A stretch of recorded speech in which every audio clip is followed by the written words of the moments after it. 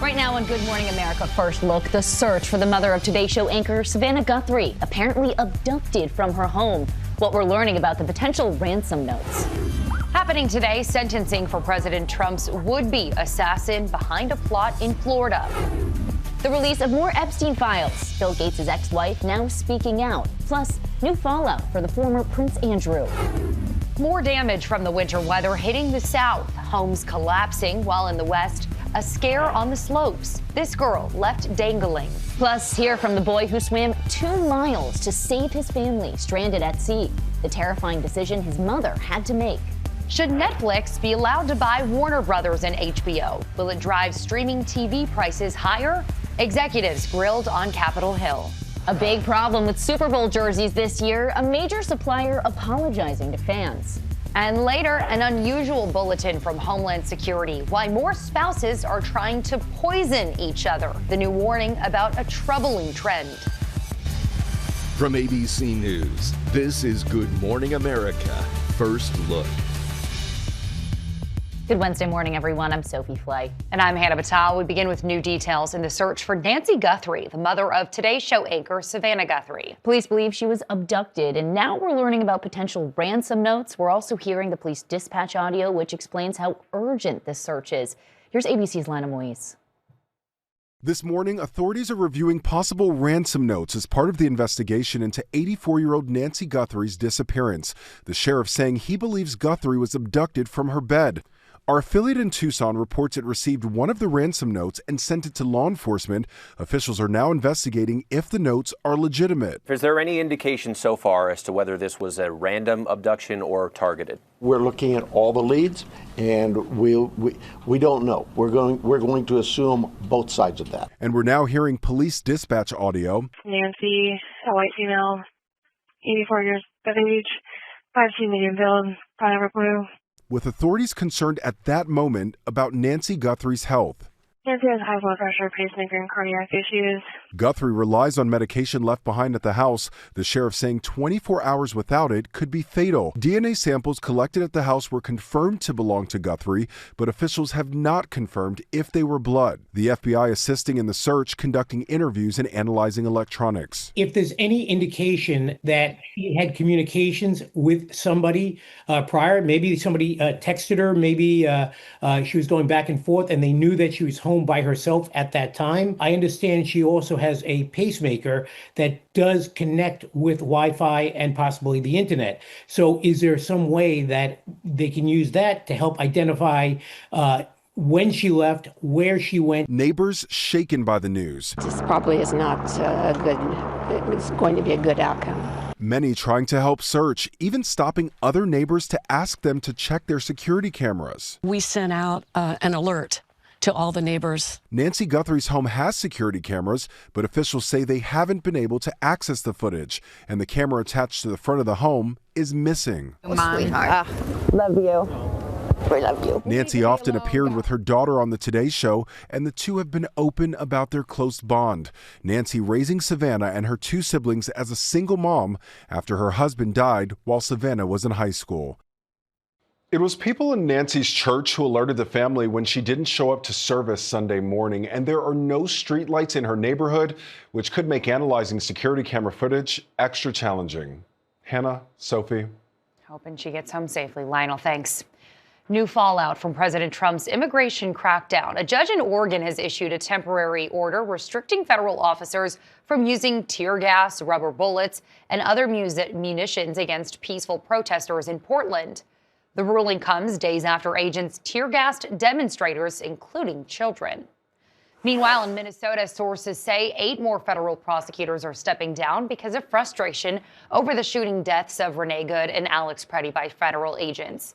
6 other prosecutors quit last month. Today is sentencing day for the man convicted of trying to assassinate then-candidate Donald Trump on his Florida golf course in 2024. Prosecutors are seeking life in prison for Ryan Ruth. Ruth said his actions were a type of protest not intended to harm Trump. President Trump is responding to questions about a controversial statement he made this week, pushing to change how some states run elections. Democrats are outraged. Here's ABC's Nicole D'Antonio. For the second day in a row, President Trump stirring controversy in Washington, suggesting Republicans should nationalize elections as he continues to make false claims about widespread voter fraud. If they can't count the votes legally and honestly, then somebody else should take over. Trump first raising the idea Monday, saying this. The Republicans should say, we want to take over. We should take over the voting in at least 15 places.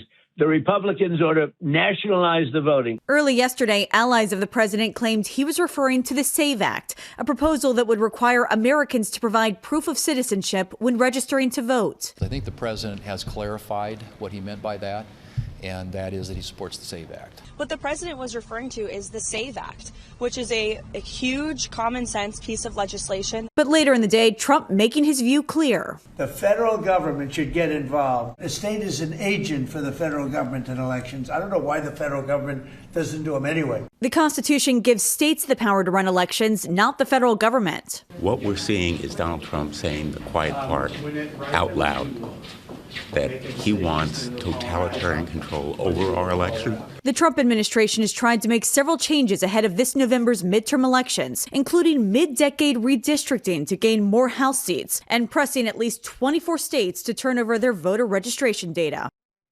And as for the SAVE Act, it is not expected to get the 60 votes needed to pass the Senate. Hannah. Nicole, thank you. New images of the devastating aftermath of winter storms in the South. Rough surf causing at least 4 more homes on the Outer Banks of North Carolina to collapse into the ocean. At least 19 homes there have been lost since the fall. And firefighters in Charlotte braved the cold weather to rescue this driver whose truck went skidding into this icy pond, becoming submerged. He was rescued after 45 minutes. New tensions in the Middle East after a U.S. fighter jet shot down a drone from Iran. The Pentagon says the drone was approaching a U.S. aircraft carrier. Experts say it was likely a surveillance drone. Hours later, a U.S.-flagged ship was harassed by Iranian boats. Nuclear talks between the U.S. and Iran are scheduled this Friday in Turkey. New fallout from the Jeffrey Epstein case. Files on the convicted sex offender are placing a former British prince and the co-founder of Microsoft in a new spotlight. Billionaire philanthropist Melinda French Gates is speaking out after her ex-husband Bill Gates appeared in the newly released Epstein files. For me, it's personally hard because brings back memories of some very, very painful times in my marriage. The couple divorced back in 2021. Now Gates addressing the Epstein scandal with NPR's Rachel Martin. Whatever questions remain there of what I can't even begin to know all of it, those questions are for those people and for even my ex-husband. They need to answer to those things, not me. While Bill Gates has previously said his meetings with Epstein were a, quote, huge mistake, his mention in the newly released documents are fueling fresh scrutiny over the nature of their association. And I hope there's some justice for those now women. Asked about the new files, a spokesperson for Bill Gates called the latest allegations completely false and said the only thing these documents demonstrate is Epstein's frustration that he did not have an ongoing relationship with Gates. Meanwhile, new fallout for the now former Prince Andrew, whose connection to Epstein has been documented for years. Andrew appears in the newly released files in photos leaning over a young woman lying on the floor. Now, amid growing outrage in the UK, Andrew has moved out of the 31-room Royal Lodge earlier than expected. He's now living on his brother, King Charles' privately owned estate. British tabloids upping the pressure on the royal family. One headline reading, Charles must now face questions. Vice President J.D. Vance said he would support Andrew being called to testify before Congress. I'll let them determine whether they should talk to Prince Andrew. I'd certainly be open to it, but it's their call, not mine. At the White House yesterday, President Trump, who's mentioned hundreds of times in the newly released files, mostly in news articles, said this. I think it's really time for the country to get onto something else, really. Now that nothing came out about me, other than it was a conspiracy against me, literally, by Epstein and other people. Trump says he cut off all ties with Epstein many years ago. The depositions of Bill and Hillary Clinton for a House committee investigation into Epstein are now scheduled for February 26th and 27th. Neither has been accused of any wrongdoing. Time now for your Wednesday weather. Good morning. We're going to be dealing with a little bit of snow today. Nothing like the storm we got over the weekend. Don't be scared. But parts of Virginia, northern North Carolina, at least some snow shower activity. Rain showers off to the south. Quiet but cool in the northeast. About 32 freezing mark in New York City. Pretty cold in the Great Lakes, but nothing too far from average this time of the year. Very far from average. Well above normal out west. Could be dealing with record highs in Southern California. Anything but that in the northeast by later on in the week. More snow approaching by Friday. And behind that, a bitter blast of air. Highs in the teens in New York City over the weekend. Meteorologist Jeff Smith, ABC News. Coming up, the price of some popular foods finally is coming down. Also ahead, the frightening scene as a woman is left dangling from the ski lift.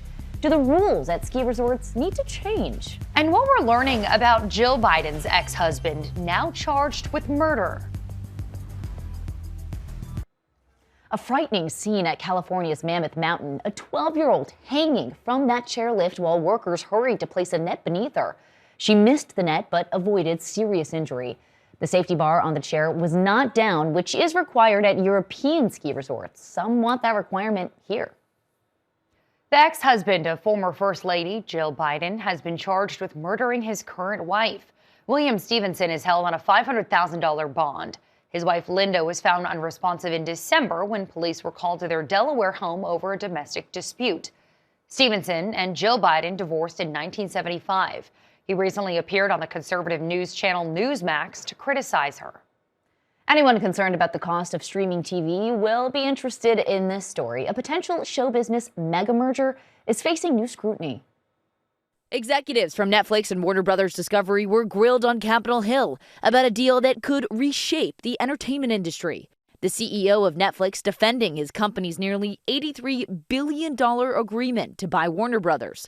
It would acquire the company's studio operations along with HBO and streaming service HBO Max. Critics fear that would create a monopoly, shutting out competition. We are nowhere near dominant, let alone a monopoly. We have 9% market share that will grow to 10. That's defining the market the way you want, and obviously in antitrust assessment, the market definition is critical. Some lawmakers question whether the deal, which still needs regulatory approval, will make TV and movies more expensive. Should we expect consumer prices to go up? And if not, why should we think this will be the exception? 80% of the HBO Max subscribers today already get Netflix.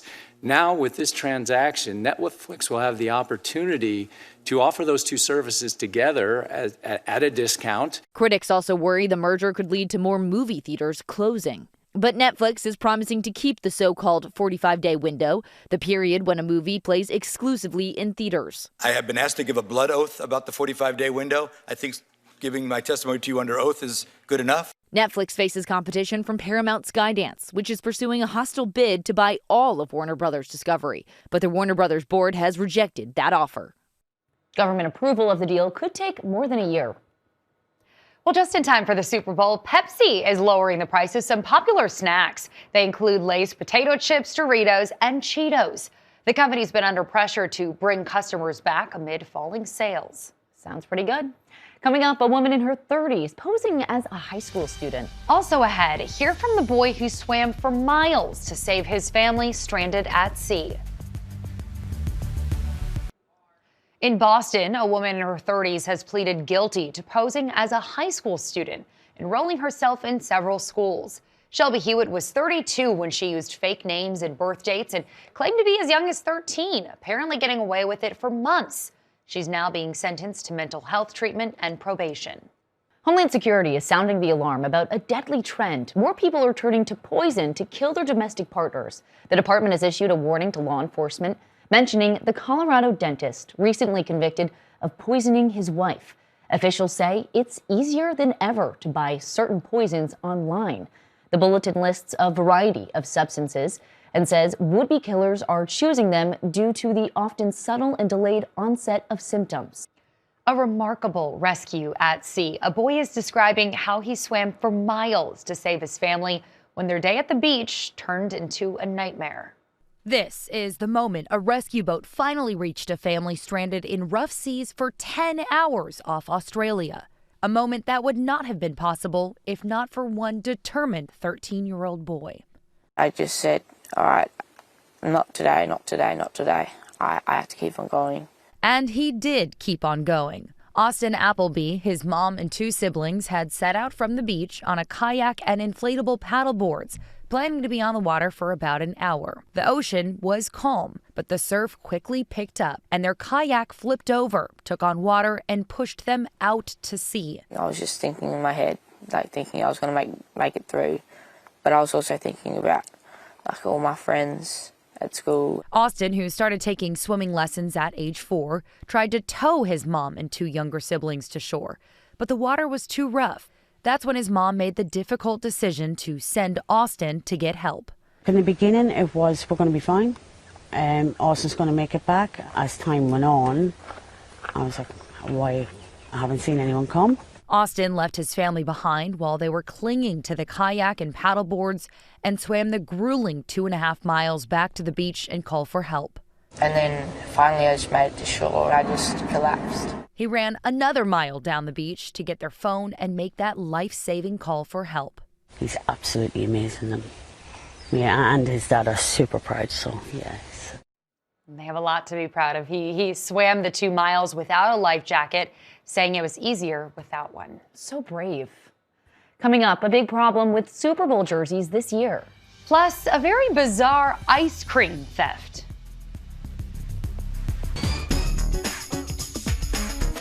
Time to check the pulse. We begin with a Super Bowl-sized apology. So it comes from the NFL's jersey supplier, Fanatics. Company says the Patriots and Seahawks fans have bought so many jerseys since Thanksgiving, they can't keep them in stock. It blames the shortage of jerseys on the fact that no one thought either team was going to do so well this year. At the Pro Bowl, flag football took center stage. Jalen Hurts throwing 3 touchdowns as the NFC came back to win 6-6-52. Packer star Micah Parsons using a scooter on the field as he recovers from a knee injury. Next, the Super Bowl ad that's something of a Saturday Night Live reunion. It's for Ritz crackers. Let's go for 5 minutes. I'll only go if my feet don't have to touch the sand at all. Hey, Salties, what's the holdup? It's party time. The holdup is, wait. Not me. Let's go, Scarlett. Scarlett Johansson, Bowen Yang, and John Hamm all knew one another from Saturday Night Live appearances. Yang calling ScarJo and Hamm 2 of the hardest working people in showbiz. Next to an ice cream thief caught on camera. He broke into an ice cream shop in California and then slipped and fell, and it was all downhill from there. Even tried to clean up the cherry topping on the floor before grabbing a cone on his way out. Finally, a new arrival at the National Zoo. She is the first female Asian elephant born there, nearly 25 years, weighing 308 pounds at birth. The public can now vote on her name. Top headlines next. Checking more top stories, police in Arizona are reviewing possible ransom notes as they investigate Nancy Guthrie's disappearance. The mother of Today Show host Savannah Guthrie was reported missing Sunday morning. Officials have not confirmed if DNA samples from Guthrie's home were blood. President Trump has signed a spending bill ending the partial government shutdown. He now has until next Friday to work out a deal to fund the Homeland Security Department. Democrats are demanding changes to immigration enforcement. Officials are warning against drinking raw milk after a newborn died from listeria in New Mexico. They believe the baby was infected when the mom drank unpasteurized milk while pregnant. A milestone for Walmart. The retailer just hit $1 trillion in market value, fueled by the growth of online shopping. Today's weather, light snow for Virginia and the Carolinas. Showers farther south, dry and mild across the west. 80s in LA. And finally, Best in Show at the Westminster Dog Show. Danny New has highlights. The Doberman Pinscher. The winning moment at the 150th Westminster Kennel Club Dog Show quickly became an emotional one. Penny the Doberman Pinscher with Andy Litton. In New York's Madison Square Garden Tuesday night, Penny the Doberman Pinscher was crowned Best in Show, standing alongside her handler, Andy Linton. She is as great a Doberman as I've ever seen. Linton has been battling Parkinson's disease for a few years now, and he appeared to be fighting back tears as he discussed his journey back to the sport's biggest stage. What has it taken to get you back here? I had some goals, and this was one of them. Well, thankfully for Andy, he had experience on his side. Making a smile, she's got a big smile. In 1989, the last time a Doberman won Best in Show, guess who the handler was? Why, that would be Andy with his pal Indy. Afghan Hound, number 8. But 37 years later, Andy and Penny did have stiff competition from the other 6 group winners. She's drawing in the crowd. Zeta, the Afghan Hound, seemed to be winning over the audience with her graceful strides. Crowd's getting into it. And the never-ending fluff of Gran, the Old English sheepdog, yielded a "We love you" from a spectator. Magnificent. Perfect stance, arched neck. But you can hear how Penny's elegant stance alone seemed to be undeniable to the experts. The Doberman Pinscher. And now Andy gets to reach the mountaintop of the sport he's dedicated so much of his life to once again. Just a great honor. If you want to hear more from Andy, guys, he, Penny, and the president of the Westminster Kennel Club will be on Good Morning America later this morning. I imagine between now and then, Penny will be receiving many a treat, rightfully so. That's your GMA First Look. Have a great day.